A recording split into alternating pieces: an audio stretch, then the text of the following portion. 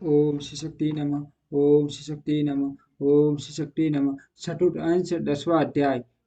ययाति का चरित्र। श्री पार्षद जी बोले, नहुष के यति ययाति संयति आयाति वियति और कर्ते नामक 6 महाबल विक्रमशाली पुत्र हुए। यति ने राज्य की इच्छा नहीं की, इसलिए ययाति ही राजा हुआ। ययाति ने शुक्राचार्य की पुत्री पुत्री देवयानी और वर्ष पर्वा की कन्या कन्या समेत विवाह किया था।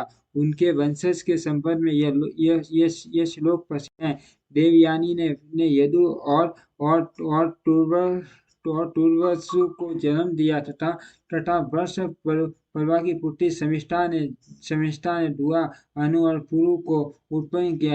ययाति को शुक्राचार्य जी के शाप से असमयी वृद्धावस्था में ने घेर लिया था। पीछे शुक्र जी के प्रसन्न होकर कहने पर उन्होंने अपनी वृद्धावस्था को ग्रहण करने के लिए बड़े पुत्र यदु से कहा, बस तुम्हारे नाना जी के शाप से मुझे असमय में ही वृद्धावस्था ने घेर लिया है। अब उन्हीं की कृपा से मैं उसे तुमको देना चाहता हूँ। मैं अभी अभी विषय भोगों से तृप्त नहीं हुआ हूँ, इसीलिए 61 वर्ष तक मैं तुम्हारी युवावस्था से उन्हें भोगना चाहता हूँ। इस विषय में तुम्हें किसी प्रकार की आनाकानी नहीं करनी चाहिए। किंतु पिता के ऐसे कहने पर भी यदु ने वृद्धावस्था को ग्रहण करना न चाहा। तब पिता ने उसे शाप दिया कि तेरी संतान राज्य पद के योग्य न होगी।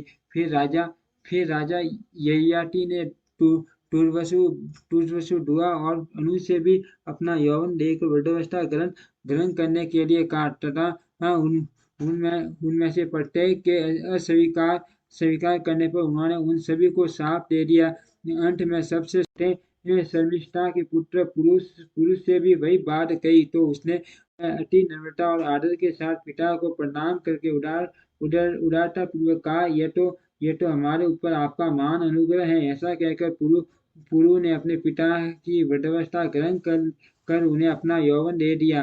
राजा ययाति ने पुरु का यौवन लेकर समय अनुसार प्राप्त हुए यथेष्ट विषय को अपने उत्साह के अनुसार धन पूर्वक भोगा और अपनी प्रजा का भली प्रकार पालन किया।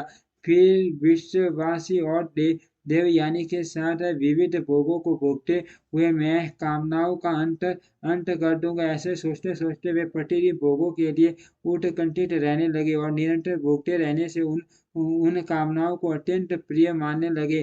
तदुपरांत उन्होंने इस प्रकार अपना उद्गार प्रकट किया, भोगों की तृष्णा उनके भोगने भोगने से कभी शांत नहीं होती, बल्कि घट ऊटी से अग्नि के समान वह बढ़ती जाती है। संपूर्ण पृथ्वी में जितने भी धान्य यव सुगम पशु और स्त्रियां हैं, वे सब एक मनुष्य के लिए भी संतोषजनक नहीं है। इसीलिए तृष्णा को सर्वथा त्याग देना चाहिए। जिस समय कोई पुरुष किसी भी प्राणी के लिए पाप में भावना नहीं करता, उस समय उस समदर्शी के लिए सभी दिशाएं सुखमय हो जाती हैं। दुर्मतियों के लिए जो अत्यंत दुष्ट हैं तथा वृद्धावस्था में भी जो शिथिल नहीं होती, बुद्धिमान पुरुष उस तृष्णा को त्याग कर सुख से परिपूर्ण हो जाता है। अवस्था के जीर्ण होने पर केश और दांत जो जीर्ण हो जाते हैं, किंतु जीवन और धन की आशाएं उसके जीर्ण होने पर भी नहीं जीर्ण होती। विषयों में आसक्त रहते हुए मुझे 61 वर्ष बीत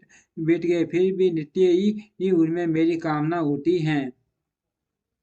अतः अब मैं इसे छोड़कर और अपने सीट को भगवान में ही स्थिर कर निरंतर और निर्मम होकर वन में मृगों के साथ विचरूंगा। श्री पार्षद जी बोले, तदनंतर राजा ययाति ने पुरु से अपनी वृद्धावस्था लेकर उसका यौवन दे दिया और उसे राज्य पद पर अभिषिक्त कर वन को चले गए। उन्होंने दक्षिण पूर्व दिशा में टूर्वसु को, पश्चिम में धरु को और दक्षिण में यदु को और उत्तर में अनु को मांडलिक पद पर नियुक्त किया तथा पुरु को संपूर्ण भूमंडल के राज्य पर अभिषिक्त कर स्वयं वन को चले गए। इस विष्णु पुराणे चतुर्ंश 10वां अध्याय। ओम श्री शक्ति नमः। ओम श्री शक्ति नमः।